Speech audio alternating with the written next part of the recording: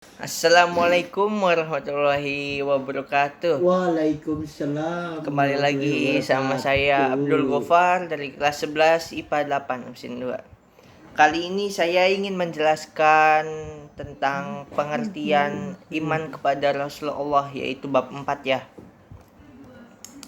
Beriman kepada Rasul berarti percaya dan yakin bahwa Rasul itu benar-benar utusan Allah Subhanahu wa taala yang ditugaskan untuk membimbing umatnya agar menempuh jalan yang lebih benar dan diridhoi oleh Allah Subhanahu wa taala sehingga selamat dunia dan akhirat. Perbedaan Nabi dan Rasul. Rasul adalah manusia pilihan yang diberi wahyu oleh Allah untuk dirinya sendiri dan mempunyai kewajiban untuk menyampaikan wahyu yang diberi Allah untuk umatnya. Sedangkan Nabi adalah manusia pilihan yang diberi wahyu oleh Allah untuk dirinya sendiri, tetapi tidak wajib menyampaikannya kepada umatnya. Sehingga seorang Rasul pasti adalah Nabi, tetapi Nabi belum tentu Rasul. Poin yang kedua yaitu ada nama-nama 25 Nabi. Yang pertama ada Nabi Adam, Nabi Idris. Yang kedua, yang ketiga Nabi Nuh, yang keempat ada Nabi Hud, yang kelima Nabi Soleh, yang keenam Nabi Ibrahim, yang ketujuh Nabi Lut, yang kedelapan Nabi Ismail, yang kesembilan Nabi Ishak, yang kesepuluh Yakub, yang ke-11 Yusuf, yang ke-12 Ayub, yang ke-13 Syuaib, yang ke-14 Musa, yang ke-15 Harun, yang ke-16 Zulkifli, yang ke-17 Nabi Daud, yang ke-18 Sulaiman, yang ke-19 Ilyas, yang ke-20 Ilyasa, yang ke-21 Yunus, yang ke-22 Zakaria, yang ke-23 Yahya, yang ke-24 Nabi Isa, dan yang terakhir adalah Nabi Muhammad SAW.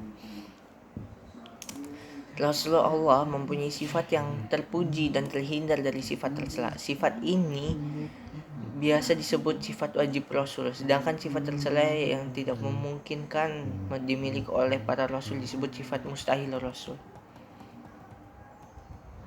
Sifat wajib Rasul antara lain sidik, yaitu jujur. Yang kedua amanah, dapat dipercaya. Yang ketiga tabligh, menyampaikan. Yang keempat fatonah, cerdik atau pandai.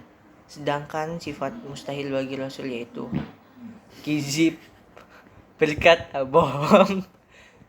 Yang kedua ada hianah atau tidak dapat dipercaya. Yang ketiga ada kitman atau menyembunyikan. Yang terakhir ada baladah, bodoh. Dan poin yang ketiga, Rasul Ulul Azmi. Rasul Ulul Azmi adalah utusan Allah memiliki kesabaran dan ketabahan yang luar biasa dalam menyampaikan risalah kepada umatnya. Ada 5 Rasul yang diberi gelar Ulul Azmi. Yang pertama ada Nabi Nuh, yang kedua Nabi Ibrahim, ketiga Nabi Musa, dan yang keempat Nabi Isa, dan yang terakhir Nabi Muhammad SAW. Poin yang keempat yaitu tugas para Rasul.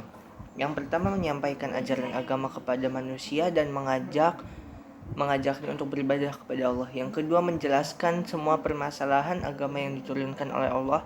Yang ketiga membimbing manusia kepada kebaikan dan menjauh dari kejahatan. Yang keempat membawa kabar gembira surga dan peringatan neraka. Yang kelima memperbaiki kondisi umat manusia. Yang keenam memberikan teladan yang baik.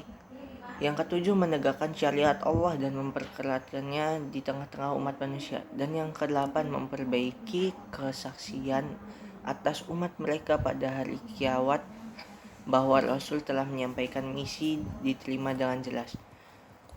Yang terakhir, poin terakhir yaitu hikmah diutusnya para Rasul.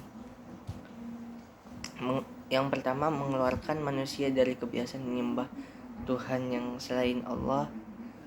Yang kedua sebagai suri tauladan yang baik untuk manusia. Yang ketiga untuk menegakkan hujah atas manusia dengan mengutus para Rasul sehingga tidak ada alasan bagi mereka untuk membantah Allah.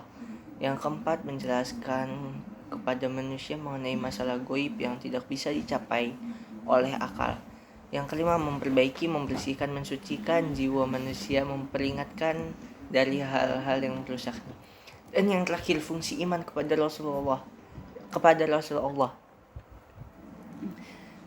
Yang pertama, menambah keimanan kepada Allah dengan mengetahui bahwa Rasul benar-benar manusia pilihan Allah. Yang kedua, mempercayai tugas yang dibawa oleh Rasul untuk disampaikan pada umatnya.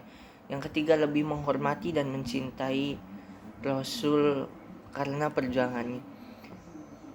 Yang keempat, memperoleh suri teladan yang baik dan pedoman hidup.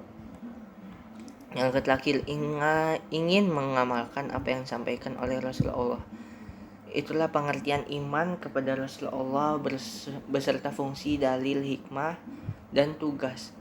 Iman kepada Rasul merupakan rukun iman yang keempat.